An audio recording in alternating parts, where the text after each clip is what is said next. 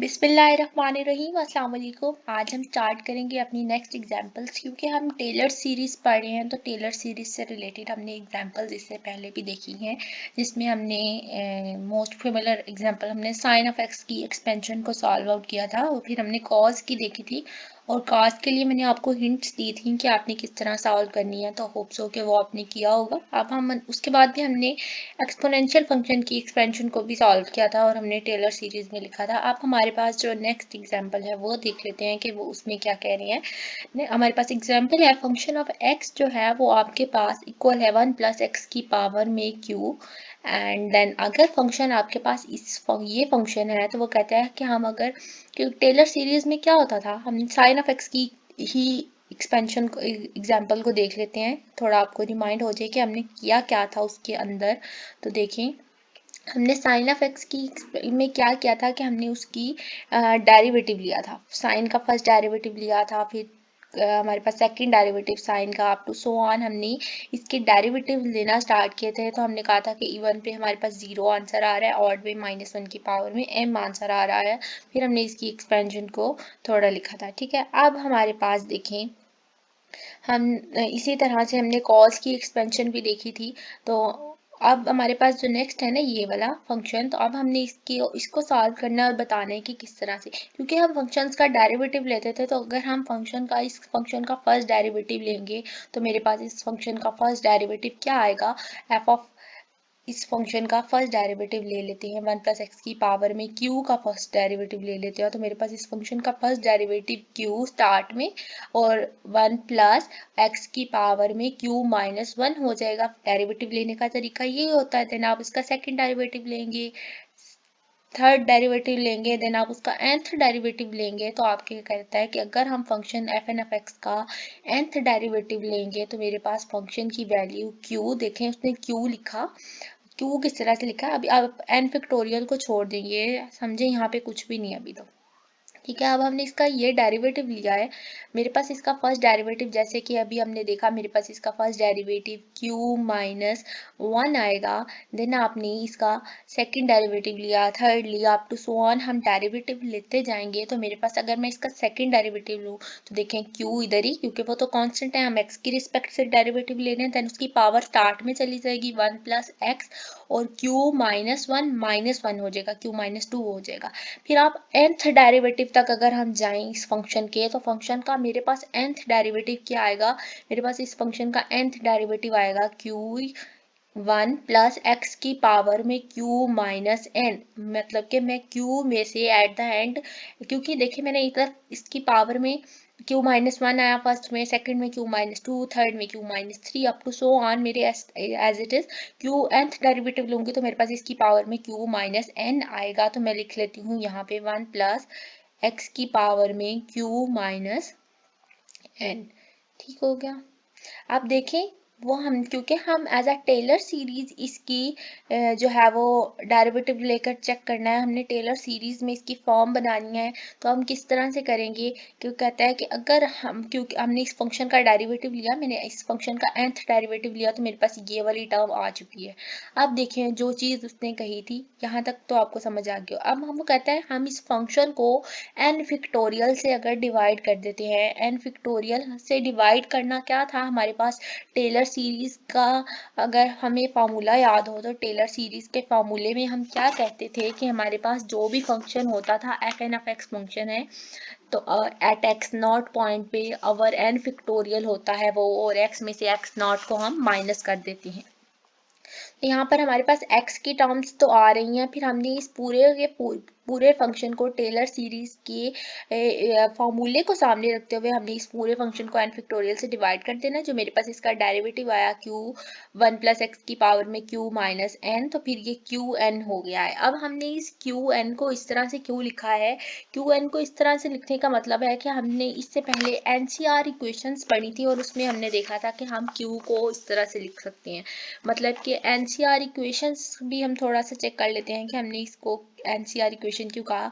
देखिए हमारे पास Q form बन रही है और हमने इसको इस फॉर्म में लिखना है। तो मेरे पास जो QN लिखा है ना, मेरे पास ये QN किस तरह से आया, तो हम QCN को चेक कर लेते हैं। Q और CN जो है वो हमारे पास कॉम्बिनेशन इक्वेशन जिसको हम कहते हैं क्यू सी एन की वैल्यू हमारे पास जो आएगी वो आएगी क्यू का factorial over q minus n factorial into n factorial.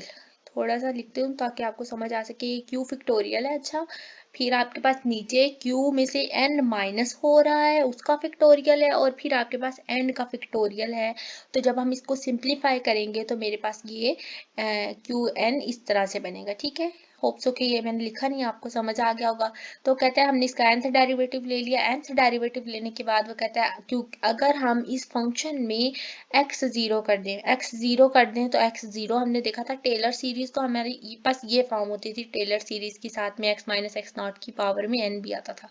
अगर हम यहाँ पर x नॉट की वैल्यू कहते हैं या x की वैल्यू यहाँ पर उसने क्या कर दी है, जीरो कर दी है, तो x की वैल्यू जीरो करने से क्या होगा, x की वैल्यू जीरो करने से मेरे पास ये मैक्लॉरेन सीरीज बन जाएंगी। तो मैक्लॉरेन सीरीज की डेफिनेशन भी यही थी। देखें जी, x को ही रिप्लेसमेंट में उसने जीरो लिखा, देन जब यहाँ पर आप जीरो पुट करेंगे इस फंक्शन में तो 1 प्लस जीरो की पावर में q माइनस एन, 1 की पावर में कोई भी चीज 1 ही होगी, फिर आपके पास सिर्फ ये सीरीज बाकी बच जाएंगी। तो क्यू एन आपके पास बाकी बच गया यहाँ पर।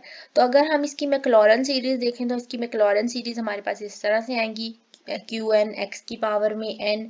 अब वो नेक्स्ट क्या कह रहा है हमें कि आप इस कॉल्ड द बाइनोमियल सीरीज। अब ये जो मैक्लॉरेन सीरीज हमारे पास एक्स जीरो करने से बनी है, तो हमारे पास इनको हम बाइनोमियल सीरीज भी कहते हैं। और बाइनोमियल सीरीज हमने देखा we saw in the analysis 1, real analysis course 1 में देखा था कि ये सीरीज इक्वल होती हैं 1 प्लस एक्स की पावर क्यू के। इन सीरीज को हमने ड्राइव किया हुआ है और वो इनका आंसर हमारे पास ये वाला फंक्शन आया था फॉर ऑल एक्स अगर क्यू आपका एक नॉन नेगेटिव इंटीजर है। तो आपको अच्छे से पता होगा नॉन नेगेटिव इंटीजर्स कौन से होते हैं, जो कि या तो जीरो होते हैं या पॉजिटिव होते हैं, उन्हें कहते हैं non negative integer. Hope so आपको एग्जाम्पल अच्छे से समझ आई होगी। नेक्स्ट एग्जाम्पल की तरफ चलते हैं।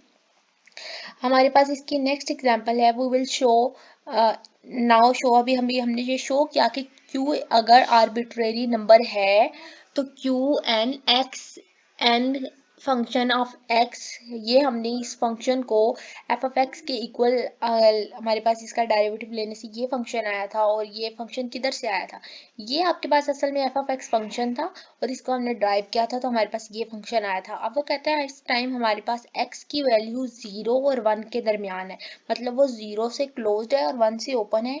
0 से क्लोज्ड क्या मतलब है कि आपके पास 0 और आप रियल लाइन पर इसको शो कर लें 0 और 1 को, तो आपके पास 1 इंक्लूड नहीं होगा और बाकी आपके पास इसके अलावा इसके अंदर जितने पॉइंट्स 1 से पहले पहले आप पुट करेंगे 0 पॉइंट समथिंग, तो आपका फंक्शन जो है वो वैल्यू देगा।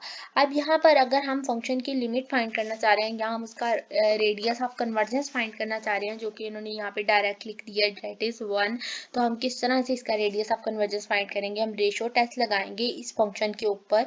इस फंक्शन के ऊपर हम रेशो टेस्ट लगाएंगे। रेशो टेस्ट का फॉर्मूला आपको पता होगा, limit n approaches to infinity a n plus 1 over a n हमारे पास रेशो टेस्ट का फॉर्मूला होता है।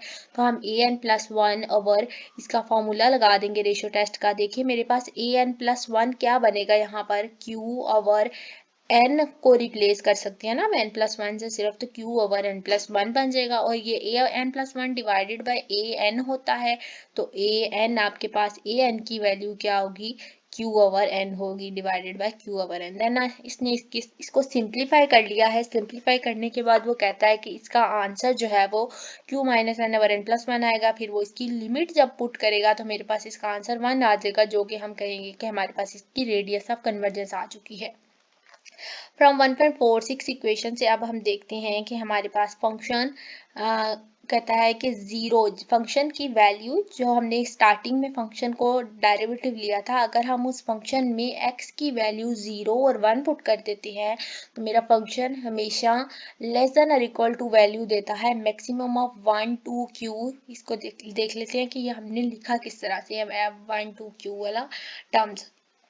देखिए वो क्या कह रहे हैं यहाँ पर कि आपके पास, यहाँ से चलते हैं जी, ये अब क्या कह रहे हैं यहाँ पर आपके पास इसकी वैल्यू जो है वो 1 और 2 क्यू आएगी। 1 और 2 क्यू आने का क्या मतलब है कि आपके पास इसका radius of convergence, first equation में हमारे पास इसका रेडियस ऑफ कन्वर्जेंस जो बनेगा वो 1 बनेगा और इधर हमारे पास 2q बनेगा। क्या तो हम कहेंगे कि हमारे पास फंक्शन की वैल्यू ये 1 और 2q पे मैक्सिमम वैल्यू लेने से और क्यू एन का एब्सोल्यूट लेने से n ग्रेटर देन 0 है जब आपके पास हो, तो फंक्शन है की वैल्यू हमेशा लेस देन इससे छोटी आती है हमेशा, ठीक है। अब हमारे पास देयरफॉर अगर आपका r 0 और 1 के दरमियान में एक ओपन इंटरवल आ रहा है तो आप क्या कहेंगे, अगर हम उसकी लिमिट सुप्रीमम लें r n और n फैक्टोरियल लें तो आपके पास फंक्शन 1 2 क्यू पर आंसर 0 दे देगा। जब आप इसकी लिमिट पुट करेंगे तो मेरे पास इसका आंसर जो है वो 0 आ जाएगा। अब 0 किस तरह से आ जाएगा, 1 प्लस एक्स की पावर में q था मेरे पास, ये 1 और 2 क्यू किस तरह से हमने लिखा था, 1 प्लस एक्स की पावर में q था मेरे पास। अगर मैं x यहाँ पर 0 पुट करती हूँ, 1 प्लस x की पावर में q, अगर मैं यहाँ पर x 0 पुट करती हूँ तो मेरे पास देखिए 1 रह जाएगा, तो मैंने मैक्सिमम ऑफ 1 लिख लिया था। अगर मैं यहाँ पर x 1 पुट करती हूँ तो मेरे पास 1 प्लस 1, मेरे पास 1 2 की पावर में q हो जाएगा, तो ये हमने 2q लिख दिया। तो देखिए मैंने जब मेरे पास 1 प्लस x 0 पुट करने से मेरे पास उसकी वैल्यू 1 आई है और मेरे पास x 1 पुट करने से इसकी वैल्यू 2q आई है, जो कि हमने यहाँ पे लिखी है। अब आपको होप्स हो ये पॉइंट अच्छे से क्लियर होगा कि हमने लिखा किस तरह से है। अब अगर हम इसकी लिमिट सुप्रीमम ले लें r n over n factorial की, तो हम लिमिट सुप्रीमम लेने से भी ये फंक्शन लेस देन वैल्यू देता है इस वैल्यू से, और हमारे पास इसका आंसर जो है वो 0 हो जाता है। अब हमारे पास जो नेक्स्ट है वो है इसके बाद वेयर द लास्ट नेक्स्ट चलते हैं, where the last equality show from the absolute convergence of the series, के हमारा फंक्शन जो है वो -1 और 1 के दरमियान में लाई करता है। मतलब कि हमने जब 0 और 1 वैल्यू पुट किया है, हमारा फंक्शन जो है वो -1 और 1 के दरमियान में ही लाई करेगा। ये था आज आपका लेक्चर, होप सो आपको अच्छे से समझ आया होगा। वीडियो अच्छे लगे तो लाइक कीजिए, चैनल को सब्सक्राइब करें और अपने फ्रेंड्स के साथ शेयर करें। अल्लाह हाफिज़।